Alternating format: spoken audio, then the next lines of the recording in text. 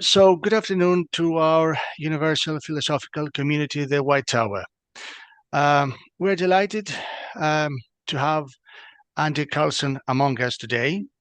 On behalf of all the members of our universal philosophical community, the White Tower, and the coordination team, we'd like to express our warmest welcome. Dr. Carlson, welcome to our community. Well, thank you so much, and thanks for giving me this opportunity to join you. I'm really looking forward to chatting for the next hour. Thank you for accepting our invitation in the first place. It would also be a challenge for us to discuss your own viewpoints when it comes to the progressive worldview. So let me share a few things about your own CV with our audience. So Andy Carlson, after earning a PhD in philosophy at Penn State with an emphasis on ethics, he decided it was time to stop thinking about doing the right thing and start doing it. He took a job cooking at a downtown Dover kitchen and remained there for over 3 years. He then decided to shift gears and he moved into the building trades, spending the next 20 years restoring historic homes and buildings. Throughout this period, Andrew never stopped thinking, reading, and writing about what it means to do the right thing, particularly from a progressive standpoint. Now, Andy Carlson lives in northern Colorado with his wife Amy and spends his time writing volume 2 of the Progressive Worldview. Andy Carlson, thanks again for joining us today. It's a pleasure to have you with us. And thank you again. I'm really looking forward to it. So before we start our discussion, we'd like you to tell us what it means to be a progressive, not just in the narrow political sense, but in your philosophy, your belief, and your worldview in a nutshell. Sure. So yeah, as you mentioned, progressivism, it does have a political meaning these days. And I consider myself a political progressive.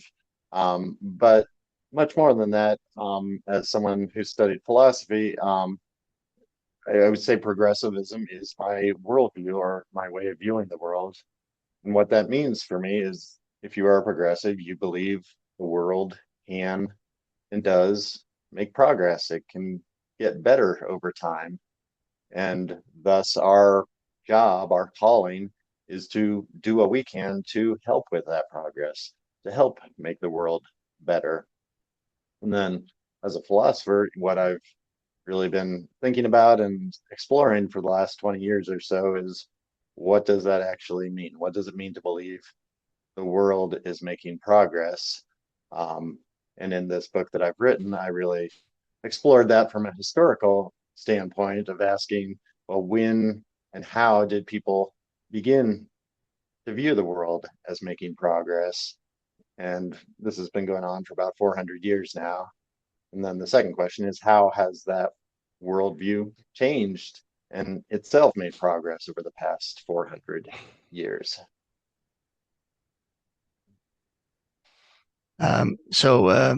This is actually a very there are many definitions actually that reflect the course of history over the years, over the past 400 years, as you say. Now, in the beginning of your book, you mention several doctrines of our society that explain the way how people see the process of time, starting from a cyclical, then a linear, and then a declinist point of view. For instance, the poets, writers, and philosophers of ancient times like Homer, Hesiod, and Plato used to see life as a cycle, due to the fact that they were living close to nature. But then the Hebrews changed that narrative by considering the time to have a linear perspective, in the sense that the river can't go back, and there was focus on the scene mostly.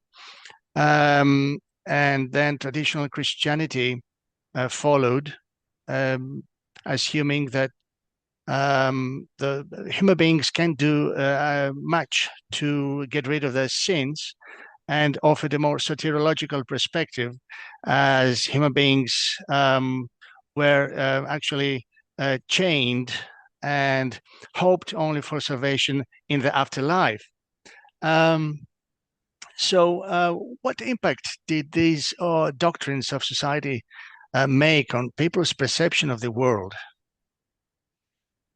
Right. So yeah, as you mentioned, I think there are some just very basic different ways that people have viewed the world, from the very biggest picture perspective. And one of the most helpful ways to classify those is the trajectory that people have attached to time.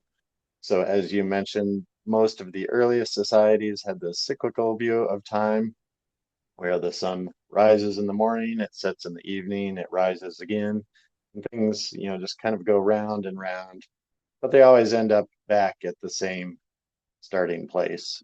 So there's kind of this idea of the wheel of life, where even sometimes your fortunes are going well, and that's great, but you shouldn't get too comfortable, because the wheel of life is going to bring you back around.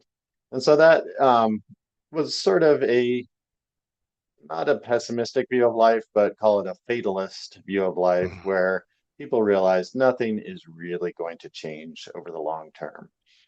And for most ancient peoples, really until the past few hundred years, this was an accurate way of viewing the world, because things just did not change that rapidly. I mean, these days we get impatient because the new iPhone hasn't come out 6 months later after the old version. But that is a very fast-paced way of life that we've adopted. For most ancient peoples, the way your parents lived, the way your grandparents lived, that was exactly the same way you were going to live. You just could not expect the world to change very much over time, except for these sort of cyclical ways, the way the days change, the seasons change, even human life goes in a circle. So that was kind of the fatalistic way of not expecting things to get much better over time. With the Hebrew perspective, the stories told in either the Jewish Torah or what many of us know as the Christian Old Testament, there was this real change in that a lot of those stories, things happen that change the world forever. So there's no going back to the way things were. And that starts at the very beginning of the story, when Adam and Eve are created into the Garden of Eden. Everything is great. They sin, they eat the apple, they get kicked out of the garden, and there is no going back to it. Things have changed forever. And there's one event like this after another in the Old Testament, in the Torah, where it is a view of time as moving forward. And in those stories, there is something of the cyclical element still there, in that sometimes things are going well for the people of Israel, sometimes they're going bad. Sometimes, they build the temple in Jerusalem, and then they get taken into captivity. So there's still echoes of that cyclical view. When that story gets sort of transformed into the Christian story, and especially the medieval Christian story, Augustine introduces the doctrine of original sin, he says that when Adam and Eve sinned, they took on this state of sin that corrupted them. And one result of it is that they cannot help but keep sinning. And then they've passed this sin down to their ancestors on down to us. So basically, on the medieval Christian view of the world, it's got a single trajectory, and it's pretty much Yeah, downhill. declining. We're sinners, and we're things are just getting worse and worse. And if we are left to our own devices, things are just going to go downhill. That's why we need an otherworldly savior to come in, save the world, perhaps transport us to some completely different kind of kingdom. So when you're viewing the world in these terms as things are bad and just getting worse, that helps to explain why the Dark Ages were so dark, for instance. It doesn't make much sense to spend a lot of time learning about the world around you if it's all just this cesspool of sin and it's going to be destroyed anyway. Um, there's not much point in trying to change things for the better because there's this idea that, well, we can't really change things. They're just going to keep getting worse no matter what we do. So we may as well just put our faith in God, put our faith in the King, whatever. Um, we can't really make progress, so there's no need to even try. So I think that is one reason, even though, sure, there were changes, there were a few new technologies developed here and there was a bit of learning about nature, especially towards the end of the medieval period, but it just didn't really move anywhere fast because there was no reason to. People didn't believe fundamental progress was possible, and certainly not by our own means. Um, that's what began to change around the 17th century with the scientific revolution. And Yeah, that's what ushered in what I would call the progressive worldview. yeah, right. Let's see now how things changed and took a sudden turn in favor of progress, of course, and thanks to the scientific revolution of the early 17th century. Now, we pretty much know, as you have correctly said, that during the medieval ages, the Aristotelian metaphysics dominated the whole science. There were these scholastic universities where people were actually learning Aristotle rather than looking out of the window to observe nature as they ought to. And later on, the Newtonian model of the universe was discovered as the complete system of nature. So, was it an easy transition from the scholastic universities and the Aristotelian metaphysics to a new kind of scientific approach that transformed the scientific landscape once and for all? I mean, I don't think it was really a smooth transition. I think it really was a revolution, um, in the sense not just that it changed people's views of nature, which it did, but it ended up having all sorts of ripple effects into some other aspects of philosophy and really of human life. Um, and so I think a lot of that, that change we can understand by comparing the Aristotelian metaphysics and physics to the new modern scientific way of viewing nature. For Aristotle, the world is basically composed of substances. And by that, he just meant things. So the kinds of things you see around you, the desk in front of you, your cat, a stone, an aardvark, all of these are just these things, self-contained things. And each one is a substance. And according to Aristotle, each of these substances contain their own nature within They have an inner form or an inner nature. And so it follows from that if you want to learn about nature as a whole, you pretty much have to go from one thing to the next, observe it, examine it, see what its properties are.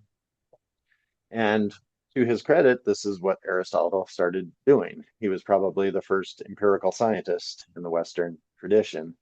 But that's a very, very slow way of learning about nature because there are a lot of different things in the world. And so you have to just go from one to the next. And the thing is that what you learn about one thing, what you learn about rocks, doesn't really tell you anything about trees because they are just two different kinds of things, two different natures. So it's a very slow, incremental way of learning to begin with. And then by the time we get to the later medieval period, when Aristotle is rediscovered, the scholars, they stopped doing even that observation. They just figured, Aristotle learned all this stuff 2,000 years ago. We'll just trust what he said. He probably got it right. And so they didn't even, as you say, bother to look out the window at nature. They just read their Aristotle, quoted him. So really not a lot of what we would call scientific progress over this period. The real shift came when philosophers like, Descartes and Bacon, and then what we could call practicing scientists like, Galileo was certainly the huge example in the early 17th century. They began looking at their whole subject matter differently, rather than seeing the world as composed of one individual substance after another. They began viewing nature as everything. Nature is the world. And as Galileo found when he discovered the law of falling bodies, this is a law that applies not just to this thing or to that thing, but rather across the whole field of nature. And so the really revolutionary aspect of this approach is that if you can learn about one thing, which is what Galileo did. He did those famous experiments, took steel balls, rolled them down the inclined planes. You can learn how fast those things fall. You've learned how fast everything else in nature falls. So you've studied one object, you've learned something about every other object you can imagine, maybe even objects that no one has yet observed, even objects like unicorns, which they may not exist, but we can say if they are bodies, they fall at the same rate as those steel balls that Galileo was rolling down his inclined planes. So it gave natural philosophers, or as they came to be called, scientists, a way of really leveraging their investigations. Mm-hmm. You study just a few things very carefully, tells you something about the rest of the world. And so that's why learning about nature just really took off in the 17th century. Over the course of that century, probably more was learned about nature than had been learned in the previous 2,500 years, going back to the time of Aristotle. Great. And we believe that the two great thinkers of the 17th century were thinking, thinkers like Thomas Hobbes and John Locke also played a major role in how we try to interpret nature. They were both pro-monarchy. They were both supporting social contract in favor of a political progress. Hobbes, on the one hand, said that we should all submit to the sovereign as the omnipotent, omniscient God, and never fight back because he's the mastermind and we all should obey to him. Whereas Locke, because of the fact that there is a saying goes like, absolute power corrupts absolutely, had to reassess the way Hobbes was thinking and try to solve the whole governmental policy in a more subtle way by sort of distributing leadership in a sense, and by having governmental branches like legislative, executive, judiciary, or federative branches, so that there could be a more balanced way of governance for the benefit of society. So what was actually the role these two great thinkers of the 17th century, Thomas Hobbes and John Locke, and how did they actually pave the way towards a true moral code? Right. And Thomas Hobbes he's a philosopher who he doesn't really have the best reputation. As you say, he was a supporter of absolute monarchy. His description of human nature is somewhat dismal. So a lot of people are not big fans of Hobbes. He's really become one of my philosophical heroes because I think even though everything I just said is true, he is the one who really brought this new modern scientific way of viewing the world into the realm of moral philosophy and political philosophy. And he had this fundamental insight, which is that if, as Galileo and other scientists were suggesting, nature is governed by certain universal laws of nature, and if human beings are part of nature, then human beings must be governed by certain universal laws. And so he set out to figure out, well, what is the law or laws of human nature? He, just by sort of looking around him and maybe looking inside his own mind, studying his own desires and everything, he figured, well, it must be that not just human beings, but all animals, all living creatures are guided by the law of self-interest. We can't help but doing what we believe is in our own best interest. And that was a pretty good hypothesis for a first theory of human nature in this modern age. It did raise some questions because, when we look around, we see that people are usually doing what is in their best interest. Sometimes people restrain themselves. Sometimes they don't, for instance, take advantage of another person when they could. Why not? Well, he They can figured help it. most of that, yeah, most of that he figured is because, well, we live in civic society. We are governed by certain laws. We have leaders above us enforcing these laws. So, as a good philosopher, he asked, okay, well, how did that come about? If we really are just self-interested at the core, how did we get civic society? And so that's where he goes back to the state of nature. He tries to, he didn't have any historical knowledge of where society came from. In the 17th century, the discipline of history was not very well developed, and there was no knowledge whatsoever of prehistory. So he sort of did a thought experiment. He imagined, well, what must things have been like before civic society? People must have lived in a state of nature.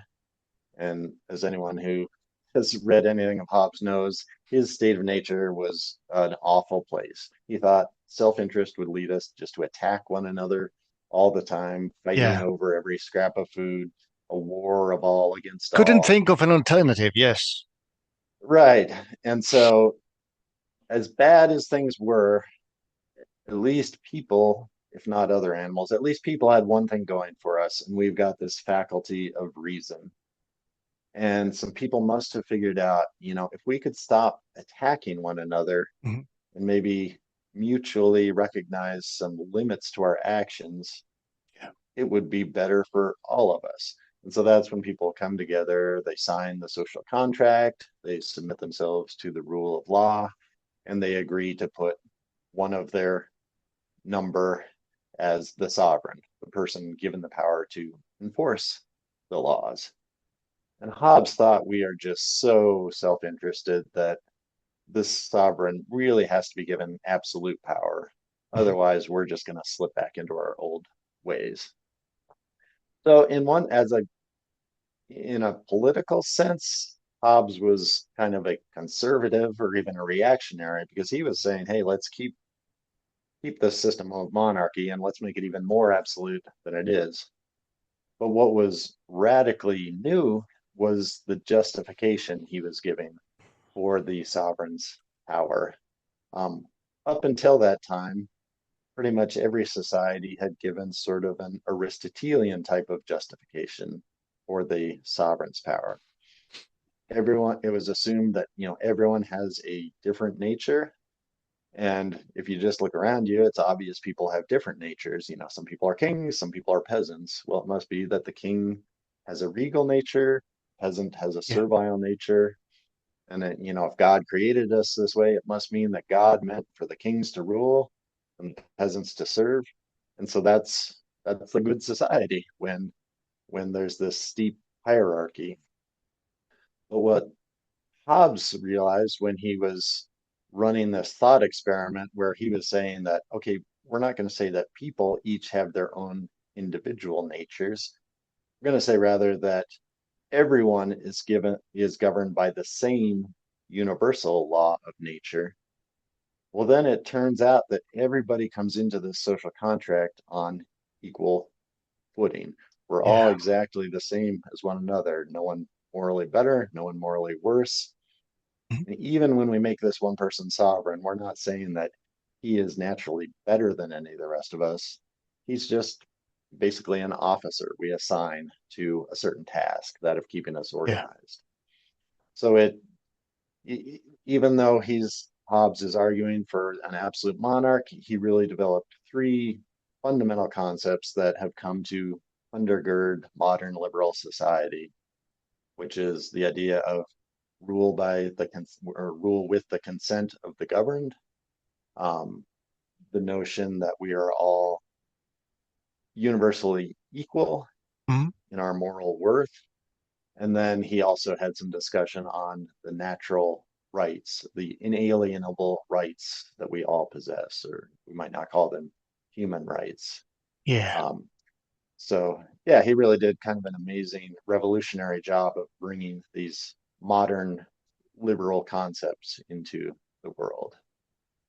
And then Locke sort of carried the story further.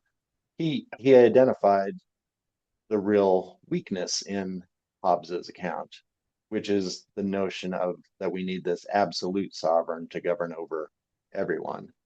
And what Hobbes was never able to really explain is that, okay, if this sovereign, this person that we pick to lead us all, if this person is a human being, they are, then they must be self-interested.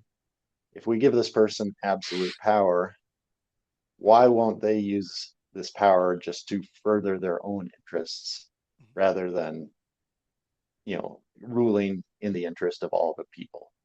Hobbes could never explain that except by saying, well, this absolute monarch is going to have to answer to God someday, and so maybe he'll behave. Um, Not a very convincing answer Yeah. after everything else Hobbes had done to sort of bring political theory into the modern realm. Mhm. So Locke had a variety of ways of responding to Hobbes, including what you had mentioned. Locke realized that we have to give the government quite a bit of power, otherwise things will descend back into anarchy. But we don't want to concentrate all that power into a single set of hands, because then, the sovereign will just become a despot, ruling a tyrant, ruling for his own sake, not for the sake of the people. And so he suggested taking the sovereign power, dividing it into multiple bodies, such as at the time the English Parliament and the English King. Those two had different roles, different sorts of power. The idea was that they would, push back and forth on one another. If one tries to claim absolute power, the other comes and, sort of reasserts their own power. Yeah. That was later developed by other thinkers like Montesquieu and, the American drafters of the Constitution gave Mhm. us the three branches of government that we typically have now. And so was able to take some of Hobbes's fundamental insights about government with consent and really do a better version of Hobbes of actually making that a practical reality. So Locke himself was still advocated for a king, but I think he was really a step on the way towards democracy, representative democracy, which has really become the norm now, at least in, a certain portion of the world. So he was thinking of a more organized political system, which could also walk hand in hand with growing economies. And if we take a closer look at the rise of the market economy, as you deploy it in your book,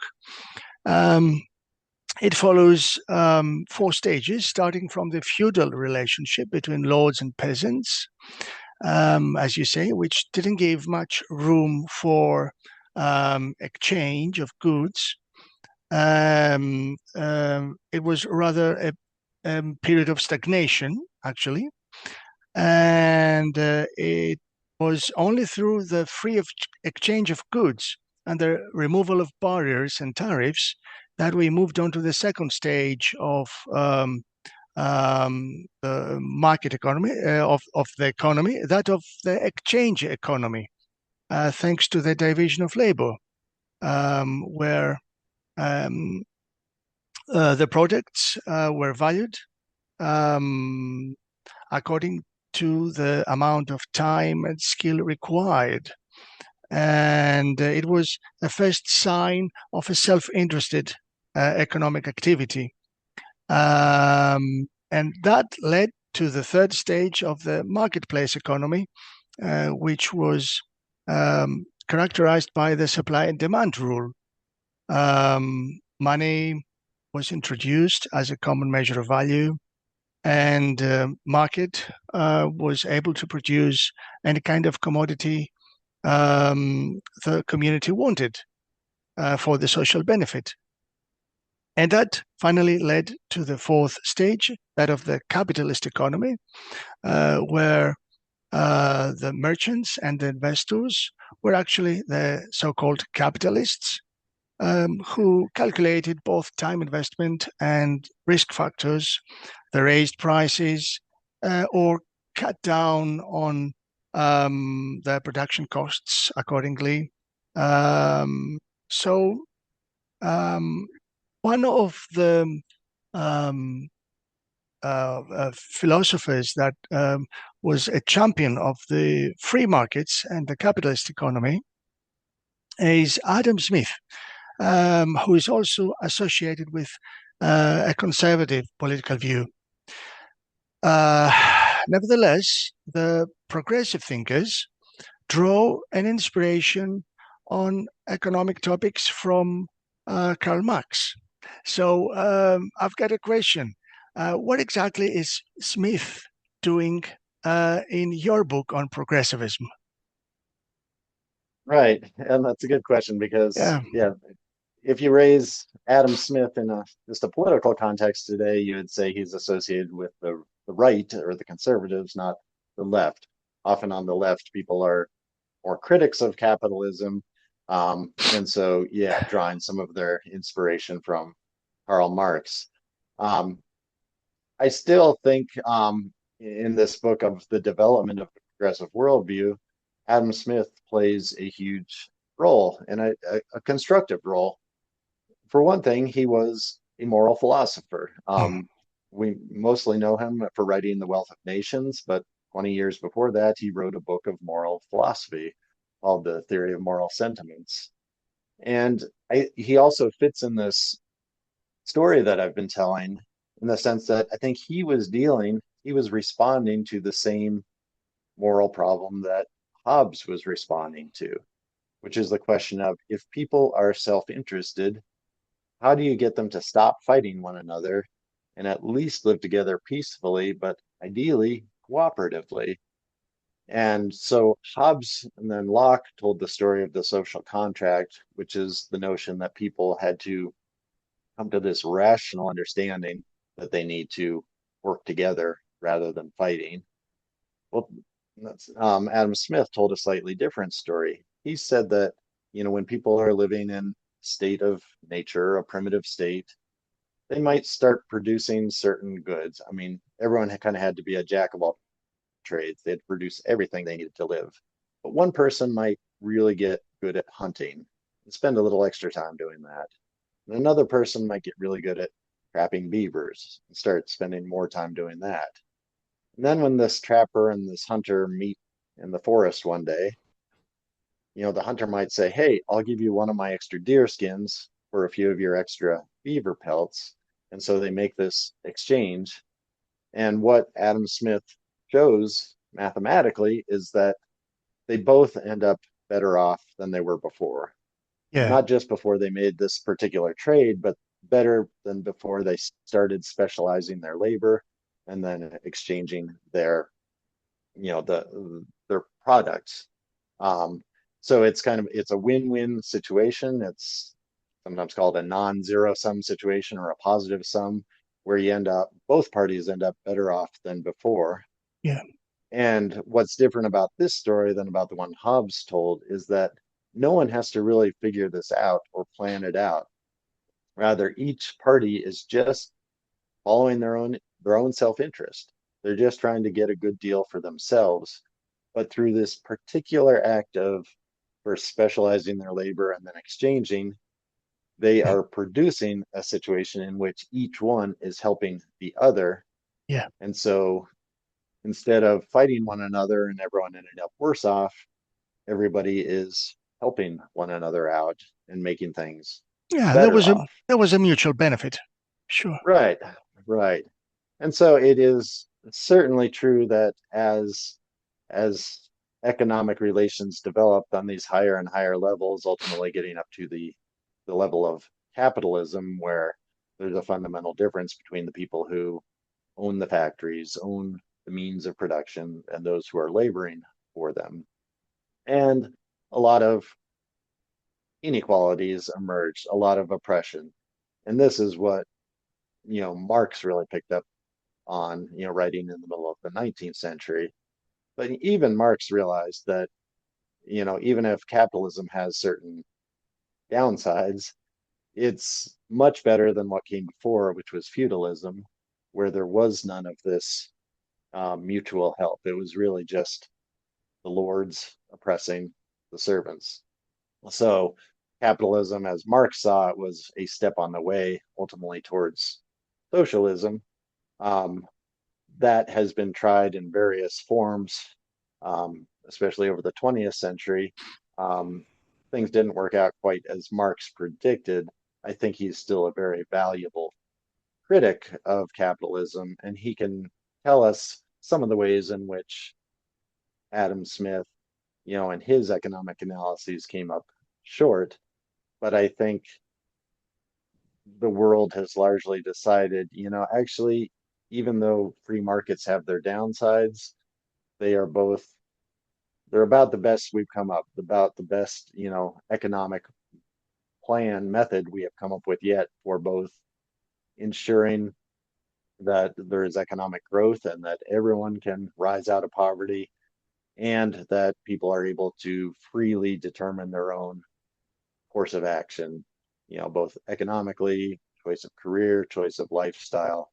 And so what we needed to do now is figure out a way to balance the free market with some of the other moral concerns that have arisen, and how to try to figure out how to offset some of these negative effects of the free market.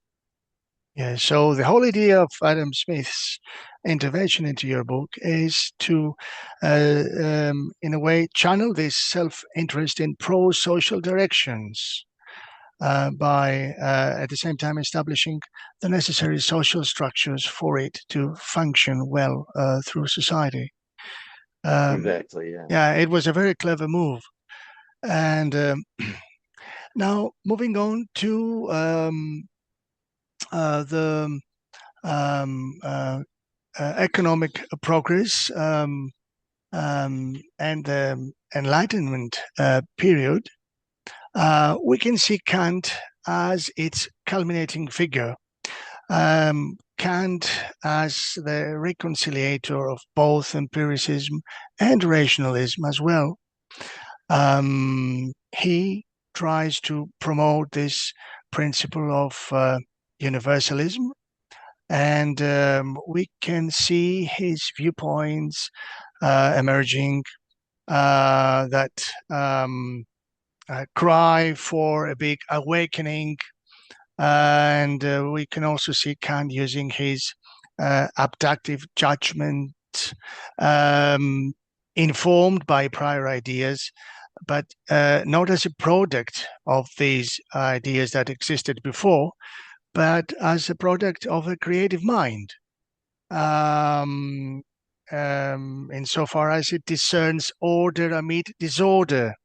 So Kant is making a magic move here and surprises the whole world through his transcendental turn. And I would like you to comment on Kant's role as an ethical philosopher here, and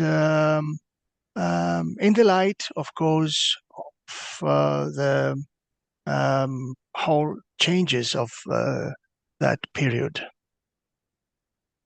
Right, and that's a big question because Kant was a brilliant philosopher and he was a terrible writer.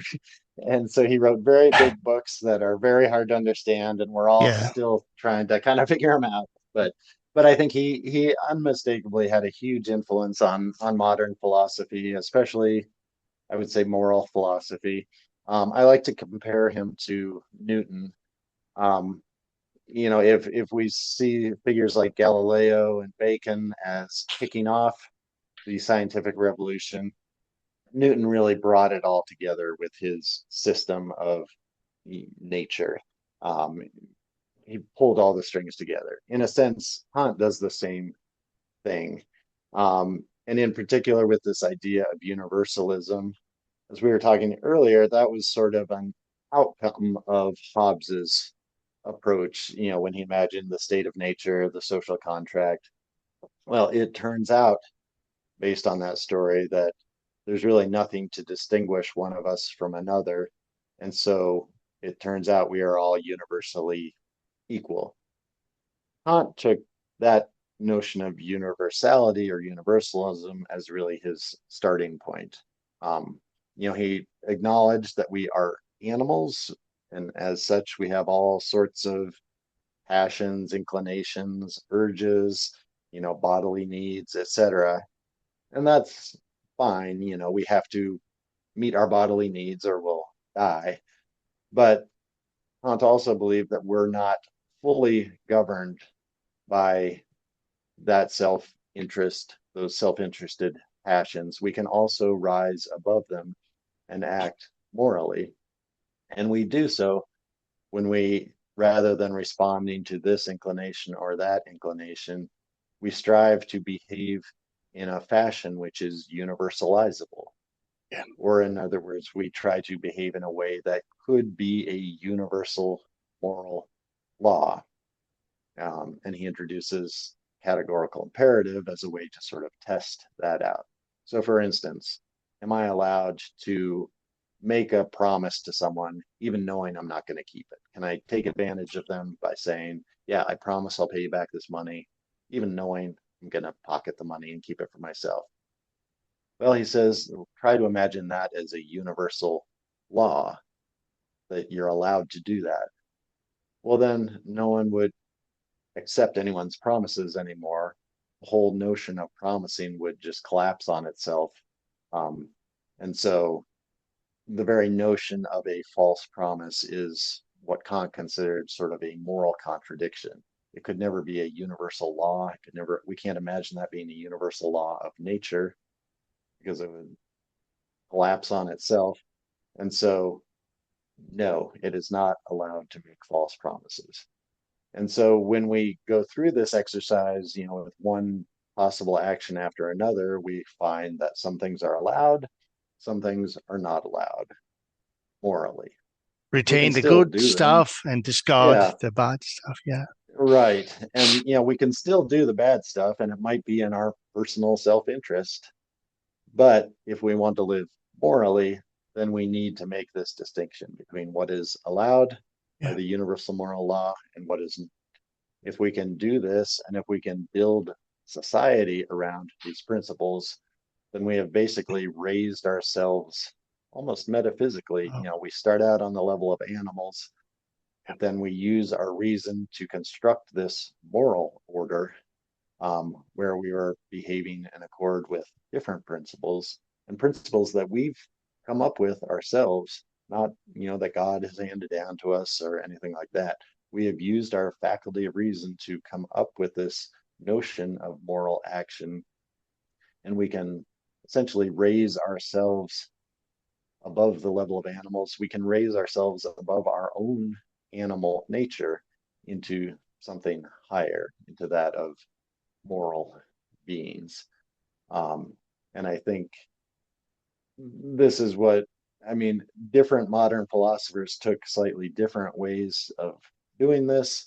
Utilitarianism is, in a sense, another way of trying to raise ourselves above just following personal self-interest. We try to take the interest, the happiness of everyone into account.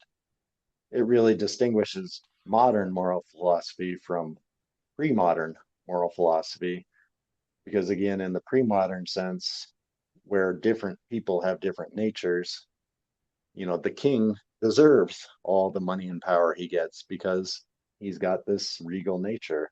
The peasants deserve the misery that they get because they're really not worth very much. Shift over to the modern view of universalism. Turns out we are all morally equal to begin with, hence we should treat one another in this same fashion. That changed the whole thing.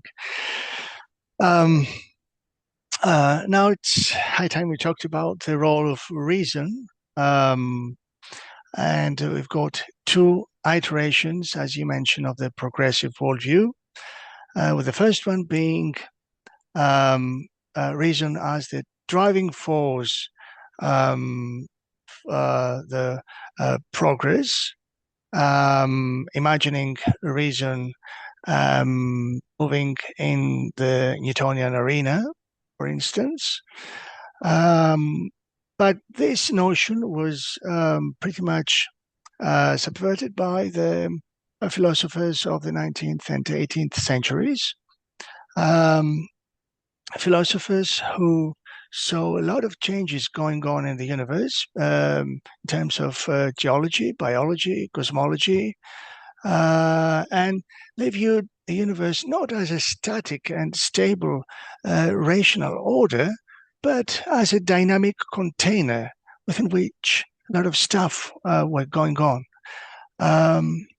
So how do changes actually occurred, and what is the modern stance called uniformitarianism?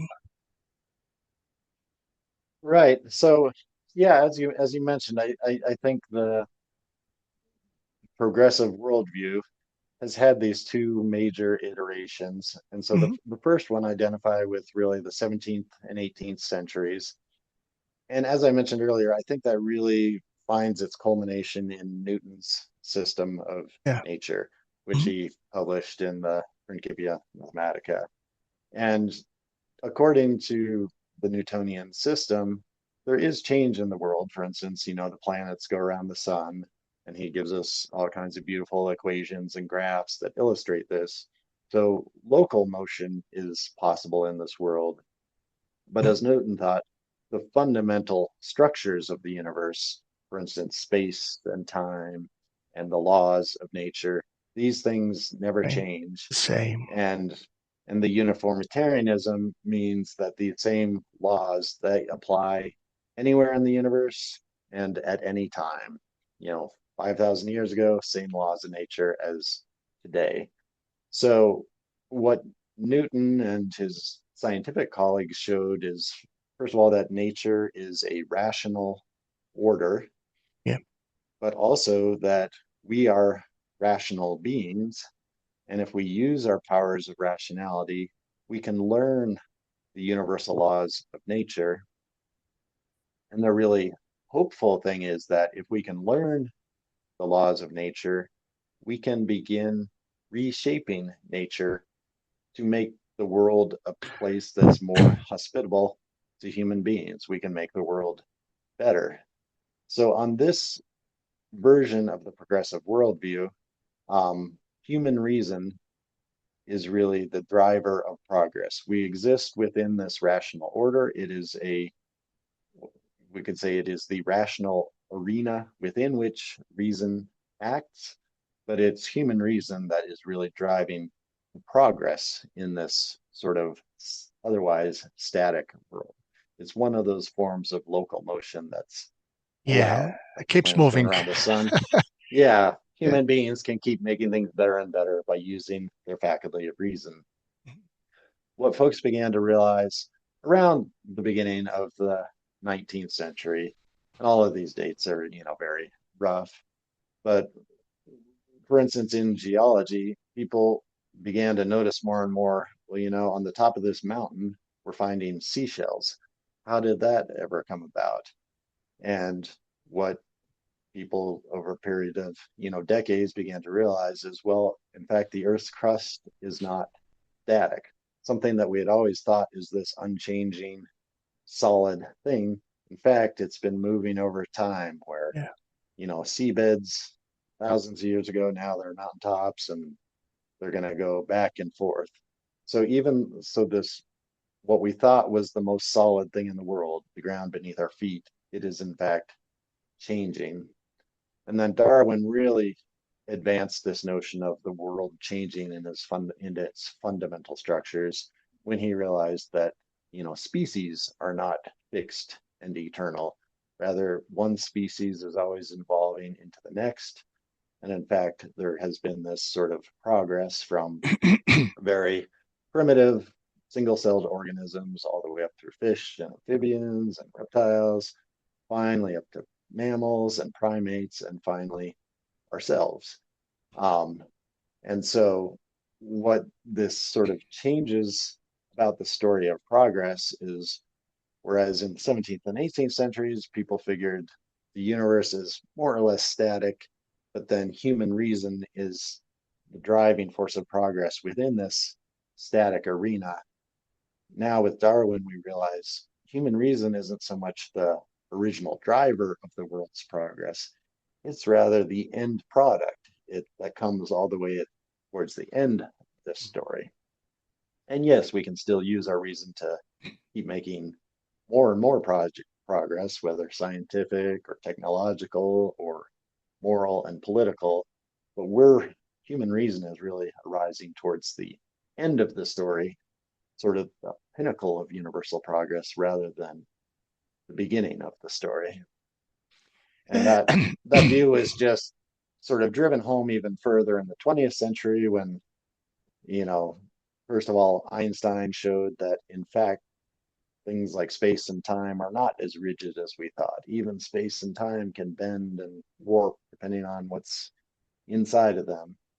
And then we got this story of the universe beginning with the Big Bang, and slowly, stars coalesce, and then planets, and then that provides the platform upon which life can develop.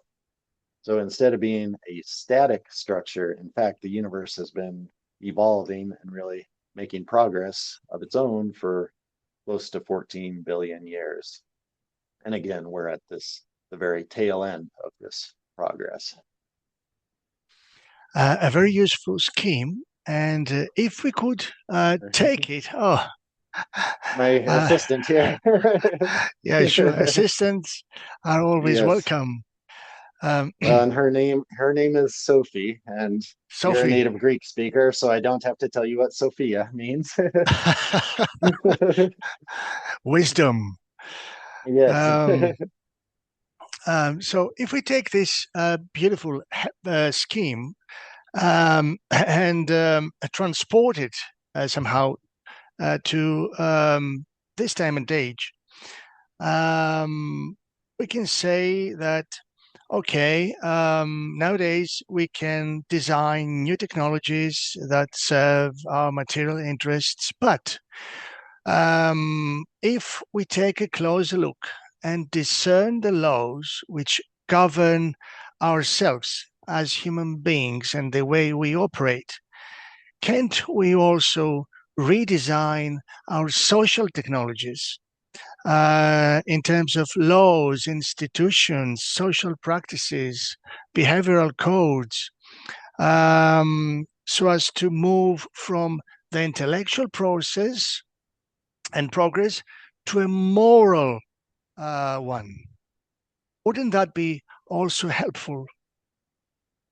Certainly would. And I think this is what progressive moral thinkers, starting with Hobbes, hoped to do. That, Hobbes thought if we just identify the laws of human nature, which he saw as being the law of self-interest, we can then learn how to reorganize ourselves in a way to where our self-interest isn't causing us to fight all the time. It's rather helping us. We can figure out how to redirect that self-interest so that we're actually helping one another, so that it's in our own interest to help one another. So I think that's been the goal of progressive moral thinking, political thinking, economic thinking from the very beginning.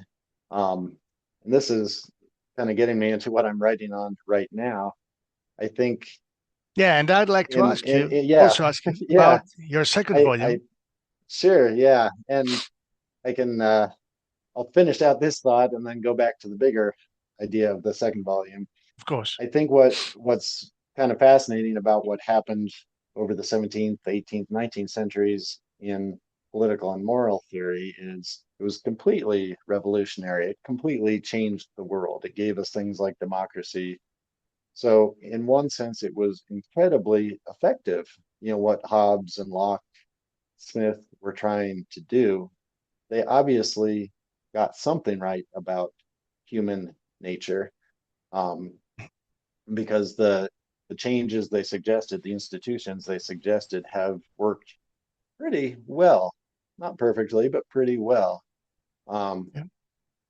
But what is kind of fascinating is that they were designing these new systems, these new ways of organizing themselves based on their view of human nature.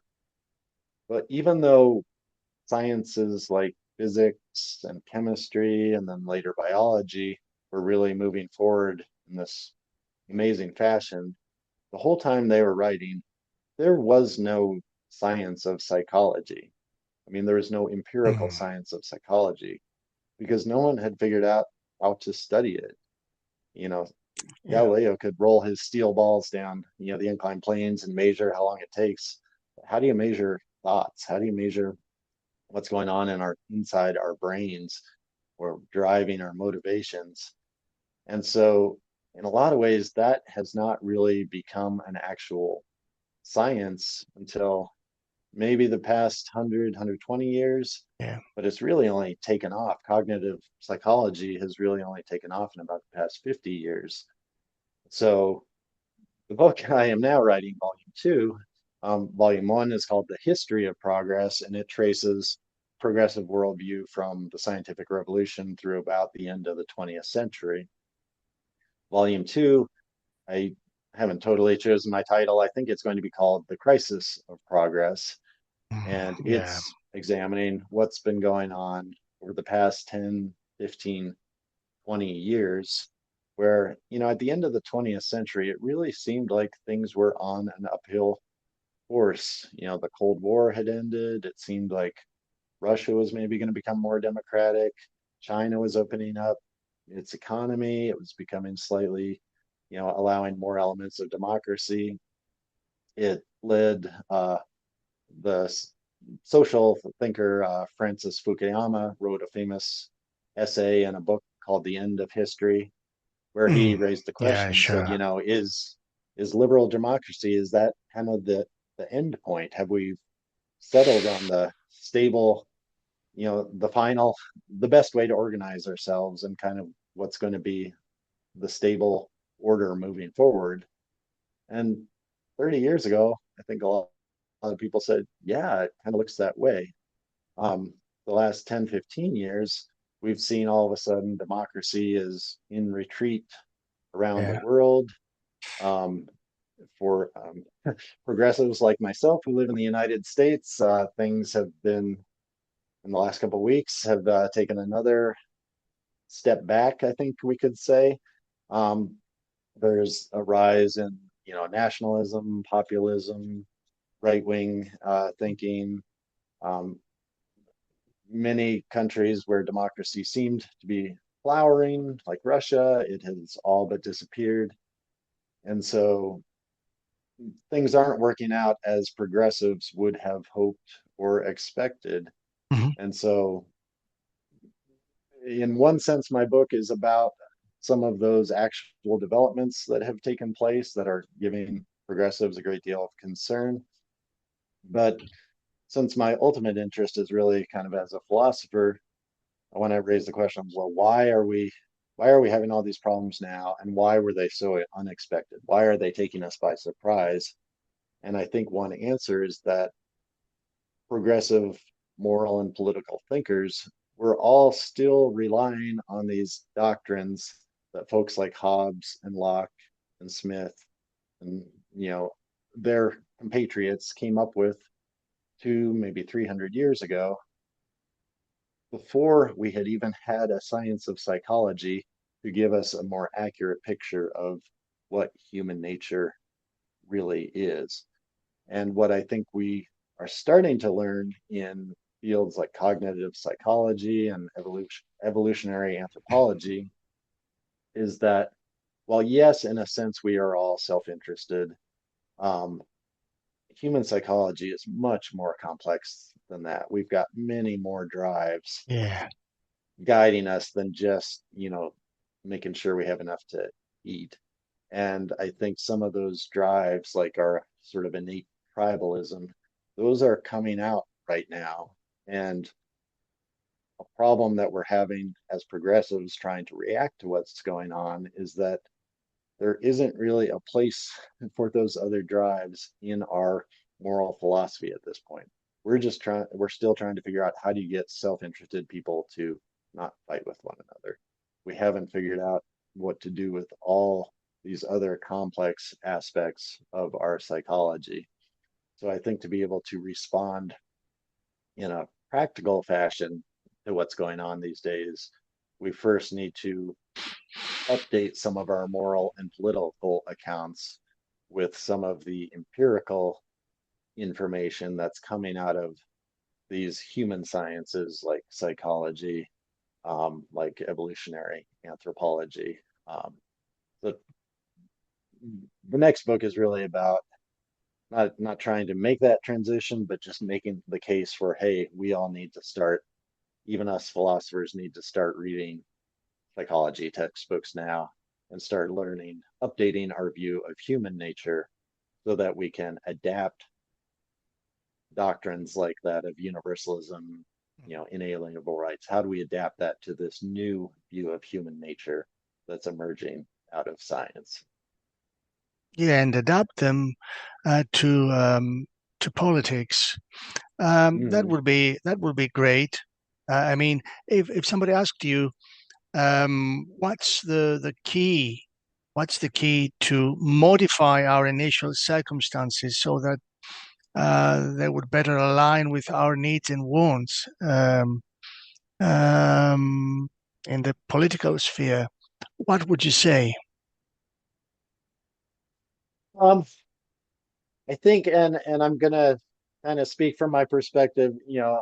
I'm immersed in American politics, and so I can speak a little bit about what exactly has been happening over the past, say, 10 to 15 years as, Donald Trump and sort of the populist movement he is leading, as that has gained ground. One thing I think that we've realized is that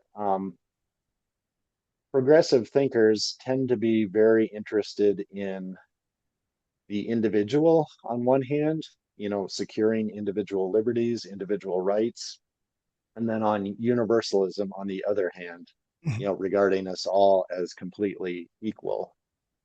But the thing is, between the individual and the universal, there are a lot of different other layers of community, starting with, the family, and then just, our neighborhoods, the communities we live in. Yeah, the middle ground we is occupy. also important. Yeah. Middle ground. And I think progressives have kind of missed those various inner layers. And so many people who are, we would call them now conservatives or populist conservatives, they're saying, hey, we need to worry about our families, or we need to worry about keeping our communities safe, or we need to take pride in our nation, whether it's, the America First policy or Greece first or China first. They're arguing that these middle layers of community matter for us as moral creatures. And I think progressives need to figure out a way to integrate those into their philosophy. So it's not just, the individual and the universal, which ends up being just kind of an abstract and empty idea at a certain point. So figuring out how to integrate all of these things, but without slipping back into the old mode of, one group fighting against another group, or saying that, I'm gonna look out for men because I'm a man and subjugate women, or I'm gonna look out for America first and go ahead and colonize, or whatever, to these other countries. Is there a way that we can recognize these other moral communities which are maybe somewhat exclusive, but without going back to the old ideology, the old politics that really drove us into constant conflict with one another? Yeah, we all hope we could overcome our, disagreements, any kind of difficulties that might arise in the political arena or in our society. We all hope for the best. At this point, we'd like to thank you very much for talking to us, for sharing us the progressive worldview and the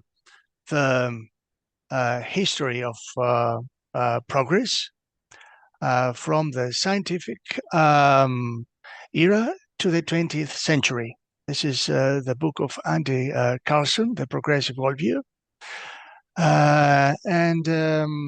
Andy, where can people find you on social media?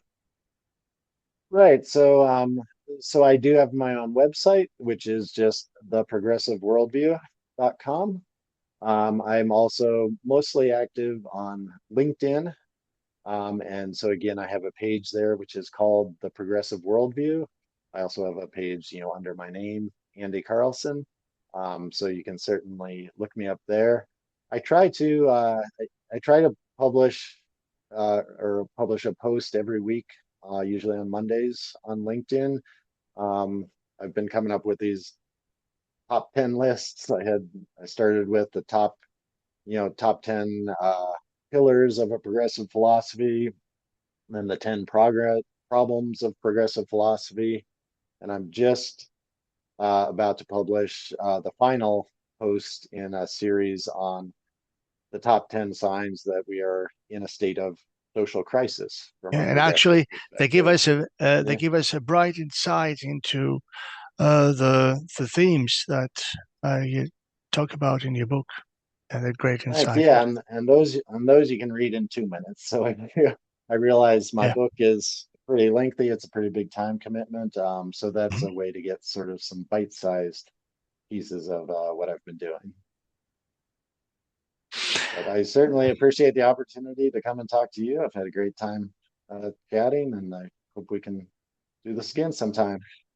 Yeah, sure. Once you finish your second volume, would be happy to talk again.